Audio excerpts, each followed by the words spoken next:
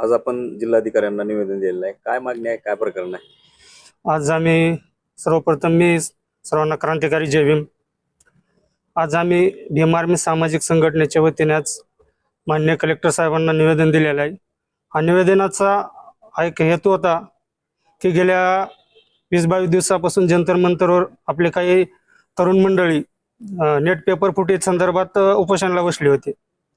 त्या संदर्भामध्ये उपोषणाला बसलेला असताना देखील 20 तारखेला काही प्रशासनाने आपल्या बऱ्याच तरुण मंडळीवर लाठीचार्ज केलेला आहे, त्यांच्यावर अमानुष्य हल्ला असा केलेला आहे. त्या संदर्भामध्ये आमचे भीम आर्मीचे राष्ट्रीय अध्यक्ष संस्थापक अध्यक्ष श्री मान्य भाई चंद्रशेखर आझाद खासदार या संसदेच्या बाहेर 3 दिवस उपोषणाला बसलेले आहेत. तरी देखील या शासनाने त्याच्यावर कुठलीही कारवाई केली नाही. तरी आम्हाला असं आदेशित केलं भाई चंद्रशेखर आझादांनी की आज 25/7/2027 रोजी आज पूर्ण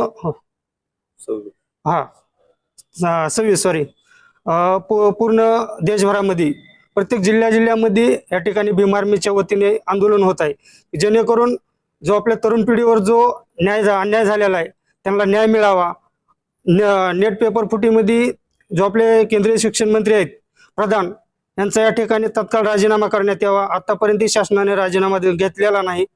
आणि दुसरी गोष्ट आहे की जो आपल्या देशामध्ये तरुण पिढीने जे आंदोलन केलेत आणि त्या आंदोलनामध्ये ज्या विद्यार्थ्यांवर गुन्हे दाखल केलेत ते तात्काळ गुन्हे मागे घेण्यात यावे.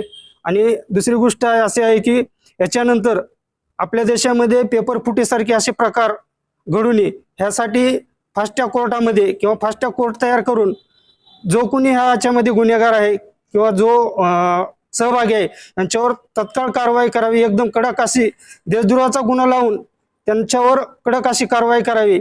अशा प्रकारचे आम्ही जिल्हाधिकारी मार्फत माननीय राष्ट्रपती महोदय यांना या ठिकाणी पत्र देण्यात आलेलं आहे. जय भीम, जय संविधान, जय भीम आर्मी.